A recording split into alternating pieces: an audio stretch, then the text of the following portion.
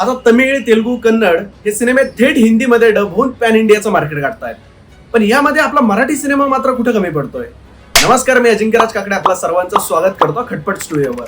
मराठी सिनेमामध्ये दम आहे, पण आपण आपला सिनेमा पॅन इंडियाच्या नजरेतून बघतोय का, की आपणच आपल्या सिनेमाला कमी लेखतोय? हे खरं तर आपल्या समोरचे प्रश्न आहे. नेमकंच आपण सैराट नंतर पॅन इंडिया विचार करायला सुरुवात केली होती. त्यानंतर आपण पुढचं पाऊलही टाकलं, पण परत आपला सिनेमा एका मर्यादित वर्तुळामध्ये फिरत राहिला. झिम्मा, वाळवी, हिरकणी हे अनेक चांगले सिनेमे असूनही ब्रॉडर मार्केटमध्ये पोहोचू शकले नाहीत. आपल्या मराठी सिनेमामध्ये दम आहे, पण आपणच आपला सिनेमा पॅन इंडिया सिनेमाच्या नजरेतून बघत नाहीये. याला प्रेक्षक आणि निर्माते दोन्ही बाजू कारणीभूत आहेत. पण आज जर आपल्याला पॅन इंडिया सिनेमा बनवायचा असेल तर पॅन इंडिया सिनेमाचा माइंडसेट ठेवावा लागेल.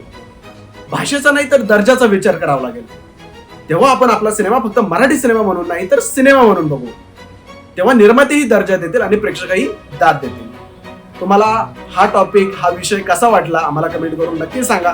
आणि आवडला असल्यास लाईक, शेअर, सबस्क्राईब करायला मात्र विसरू नका.